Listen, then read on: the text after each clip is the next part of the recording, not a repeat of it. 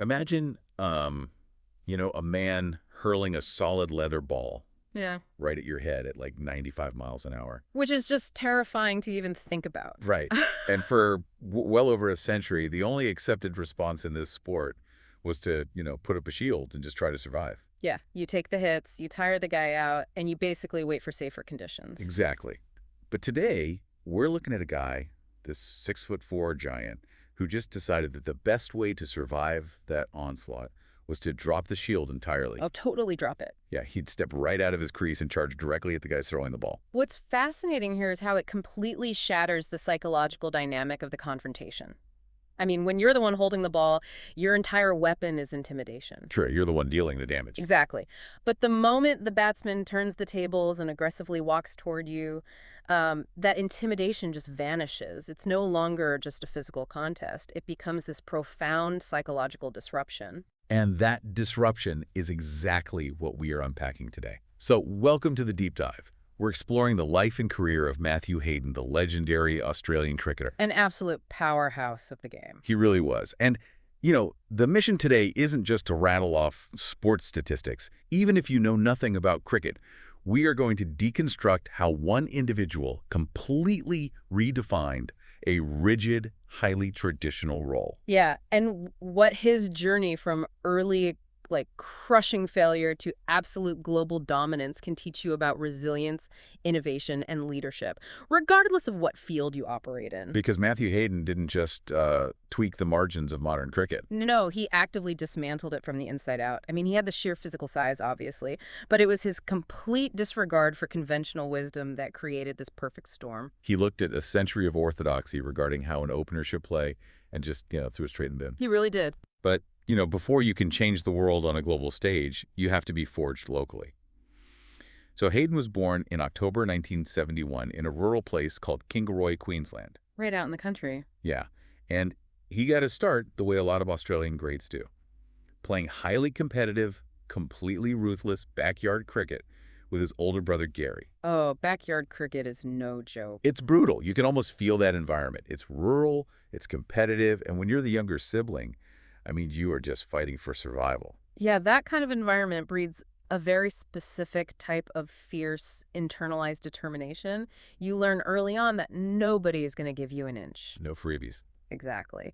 And by the time he was honing his skills at Marist College, Ashgrove, he had grown into this incredibly imposing 6'4" frame. Which is huge for a cricketer. Massive. So he wasn't just talented, he had this physical presence that immediately demanded attention. Right, so he rises through the ranks, plays for the Queensland under-19 team, and makes his first-class domestic debut in the 1991-92 season. He does well there. He does. But then we hit the 1993-94 Sheffield Shield season, and he delivers a performance that sounds, honestly, almost mythical. Oh, the 429. Yes, he scores 429 runs in a single match against New South Wales. Which is just, that 429 is a watershed moment. It isn't just a big number on a scoreboard. No, it's insane. It's a statement of extreme physical and mental endurance. Hmm. To bat for that long, maintaining that level of concentration while constantly facing high-level bowling, Right. it signals to the entire country that you possess a rare generational talent. So naturally, the national selectors pull him up to the big leagues. He makes his test debut for Australia in 1994 against South Africa. And yeah, It is a disaster. an absolute disaster. He struggles with inconsistency, he looks completely out of his depth, faces brutal criticism from pundits, and gets dropped from the team. Which had to be devastating. Okay, let's unpack this, because Yeah. how does someone who just scored 429 runs domestically suddenly look like they've never held a bat when they hit the international stage? It's a huge leap. It feels like, getting the massive corner office promotion and suddenly forgetting how to open your email. That corporate promotion analogy is perfect, actually, because the gap between domestic and international competition is almost never about raw talent. Oh, really? Then what is it? It is entirely about the margin for error. Like, at the domestic level, a bowler might give you 2 or 3 slightly loose deliveries and over. So you get a chance to recover. Right, you can afford to have a minor flaw in your footwork because the pace isn't quite fast enough to exploit it every single time. But in 1994, facing South Africa's international attack, Oh, boy. the pace is devastating. The accuracy is relentless. They do not give you loose balls. They find the 1 millimeter gap between your bat and pad, and they just exploit it mercilessly. Wow. So his sheer size and natural timing, which, saved him domestically, were suddenly liabilities when the speed dialed up. Precisely, because a tall man has a higher center of gravity. Right. Physics. Exactly, which means getting down to low bouncing deliveries or moving the feet quickly to adjust to extreme pace, it requires perfect mechanics. And his mechanics weren't perfect yet. No. In that 1994 series, his head was falling over, his footwork was a fraction of a second too slow, and at that level, a fraction of a second is all it takes to end your innings. Man. And that kind of public failure breaks a lot of athletes. Oh, absolutely. But the defining characteristic of his career starts right here. He didn't complain about the media or the selectors. He retreated to domestic cricket, went straight into the laboratory, and basically broke his own swing down to the studs. He had to rebuild his foundation from scratch. Yeah. He worked obsessively on his balance and his alignment. He tightened up his defense so that his height became a platform for power rather than, a clumsy liability. Right, using his size to his advantage. Exactly. And he didn't just tinker. He piled on domestic runs with such a ruthless consistency that the national selectors were practically forced to recall him. Which brings us to the ultimate turning point, the 2001 season. He is recalled for the Test series against the West Indies. Oh, huge moment. And he gets his first Test century. But he doesn't just come back with a tighter technique. He comes back with a completely new philosophy. A revolutionary one, really. Yeah, and to understand this, we need to look at what the traditional opening batsman was actually supposed to be. Right. So the orthodoxy of the opener was all about self-sacrifice. Your job was to walk out there against a brand new, rock-hard ball. The scariest part of the game. Totally. Face the fastest, most terrifying bowlers on the opposing team and simply survive. Just don't get out. Yeah, you take the shine off the ball, you blunt the attack, you leave deliveries outside the off stump. It was a role defined entirely by caution and defensive attrition. But wait, if that strategy worked for 100 years, why abandon it?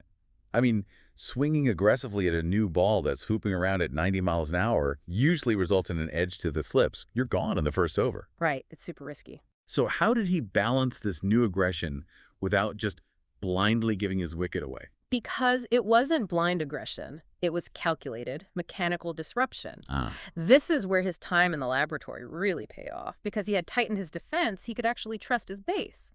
So instead of staying deep in his crease and letting the fast bowlers dictate the terms, he started stepping out. Here's where it gets really interesting. Yeah, he would literally walk 2 or 3 paces down the pitch as the bowler was running in. Which completely messes with the bowler's spatial awareness. It ruins their entire strategy before the ball even leaves their hand. That is amazing. Think about it. A fast bowler relies on muscle memory to hit a specific patch on the pitch, the good length. By walking down the pitch, Hayden meets the ball before it can bounce and seam unpredictably. He artificially shortens the pitch. Exactly. He turns a dangerous good-length delivery into a half volley and then uses his massive power to just smash it through the covers.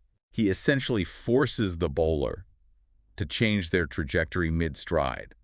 Like you are forcing the opponent to react to you rather than the other way around. And think about the pressure that puts on the opposing captain. You are defending before you have even bowled an over. Right, you're on the back foot immediately. Yeah, you have to push your fielders back to stop the boundaries, which immediately relieves the pressure on the batting team. Hayden took the most conservative position on the field and turned it into the tip of an attacking spear. He totally inverted the power dynamic of the game. And he did it against everyone. I mean, it wasn't just the fast bowlers getting the treatment. Oh, no. He was equally brutal against elite spin bowlers.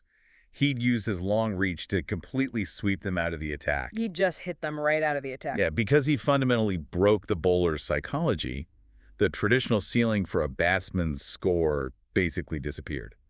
This aggressive philosophy birthed a statistical golden era for him.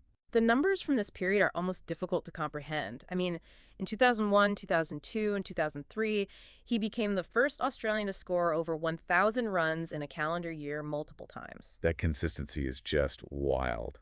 And then we get to Perth in 2003 against Zimbabwe. He scores 380 runs in a single test innings. Which is just staggering, breaking Brian Lara's world record for the highest individual score in Test history at the time. Unbelievable. To score 380 runs at an aggressive strike rate, it requires a level of sustained violence that is incredibly rare.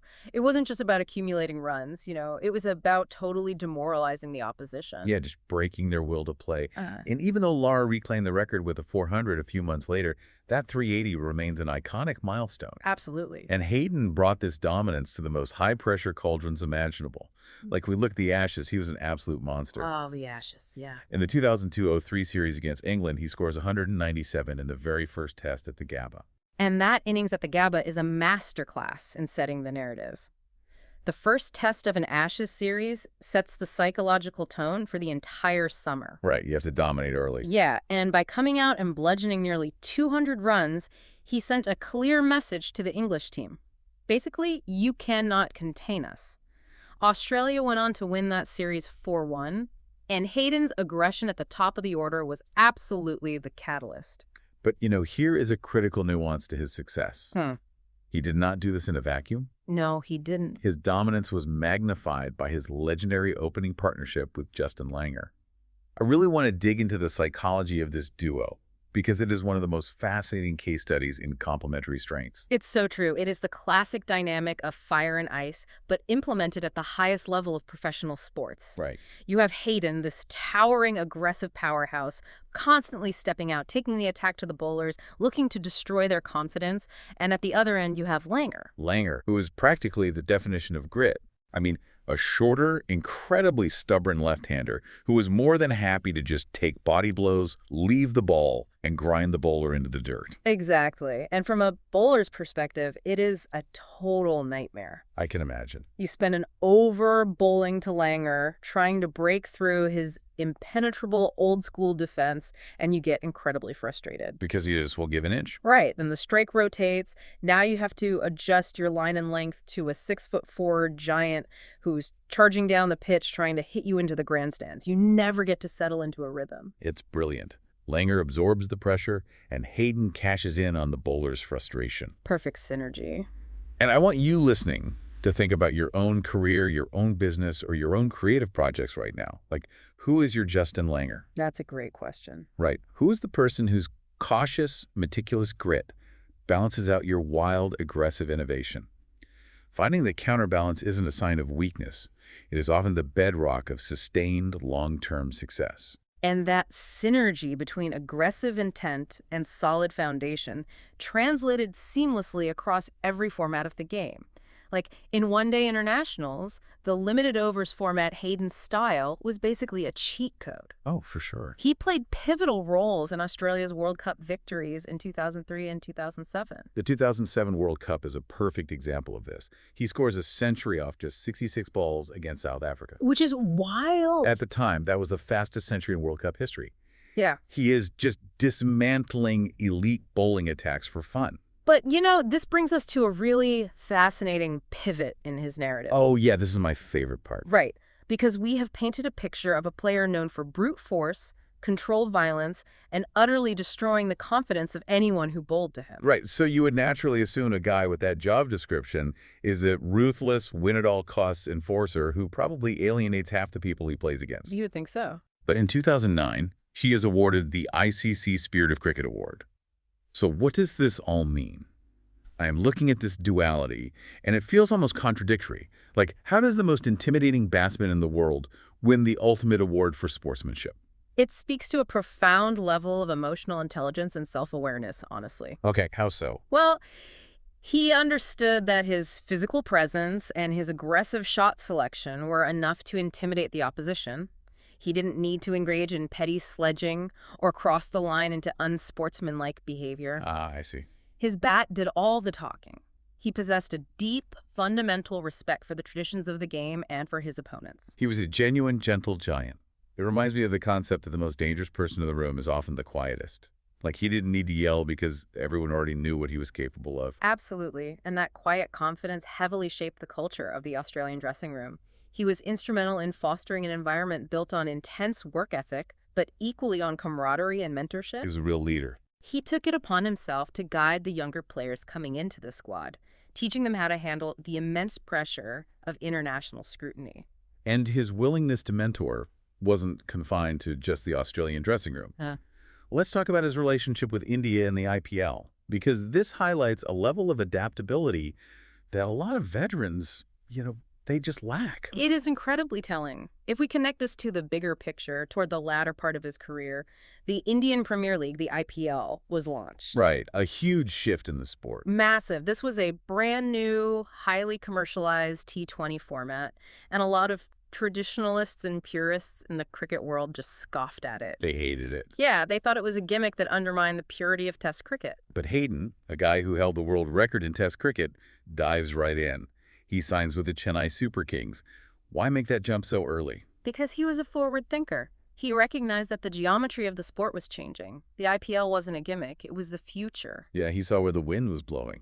And by embracing it early, he not only dominated the tournament, winning the Orange Cap for being the highest run scorer in 2009, but he also embedded himself in the Indian cricket culture. He really did. He became a global ambassador.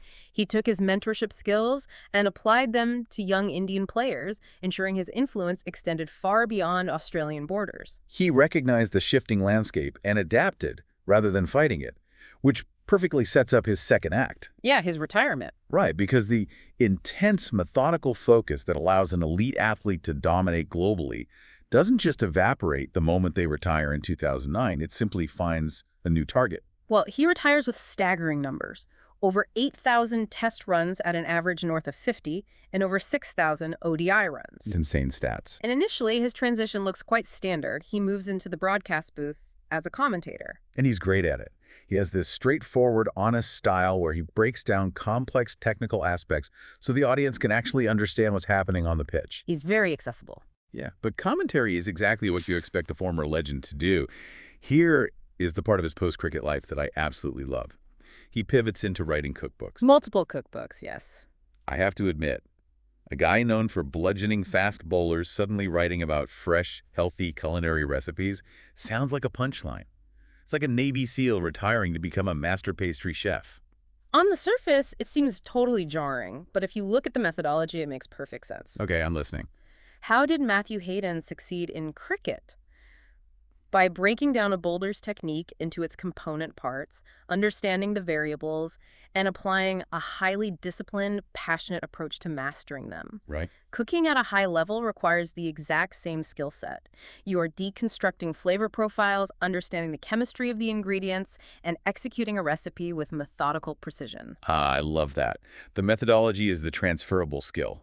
The domain is irrelevant. Whether it is a cricket pitch or a kitchen, the mindset of elite performance translates. Exactly. And he didn't just cook. He poured that energy into broader advocacy work, too. Oh, really? Yeah, he became a champion for health, fitness, environmental conservation, and grassroots cricket.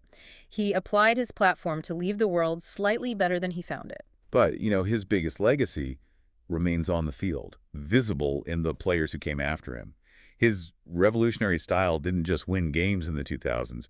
It created the blueprint for the modern opener. It absolutely did. Players like David Warner and Chris Gale, these massive heavy-hitting openers who look to destroy bowlers from ball one, they are basically walking through the door that Matthew Hayden kicked down. He fundamentally changed the geometry and the expectations of the sport. He proved that the best defense is a devastating offense, and he normalized a level of aggression at the top of the order that is now considered, well, essential for any successful team. It is a remarkable arc. So, to summarize this journey for you listening, we started with a kid playing backyard cricket in Queensland who grew into a towering prospect. We saw him hit a staggering domestic peak, only to face the crushing reality of international failure. But instead of folding, he retreated, broke his own technique down to the studs, and returned with a philosophy that shattered a century of defensive tradition. He really reinvented the wheel. He forged one of the most legendary partnerships in the sport, embraced global innovation through the IPL, and eventually transitioned into a mentor, a commentator, and an author who championed the true spirit of the game. It is a complete masterclass in resilience and disruption, but it leaves us with a highly provocative question to consider. Let's hear it. So Hayden completely disrupted the role of the opener, and as we noted, he inspired a whole generation of aggressive players like Warner and Gale. But what happens to a sport or to an industry when the disruptor becomes the new normal? Ooh, that's interesting. Right. When everyone in your field starts copying your revolutionary, aggressive style, how does the next generation find a way to innovate against a system that you built? Oh, that is brilliant. When throwing open the gates and charging the battering rams just becomes standard operating procedure, what is the next tactical move? How do Exactly. you disrupt the disruptors? That is a fantastic question to chew on as you look at the standard practices in your own industry. Thank you all so much for joining us on this deep dive. Keep questioning the traditions in your own field, keep learning, and we will see you next time.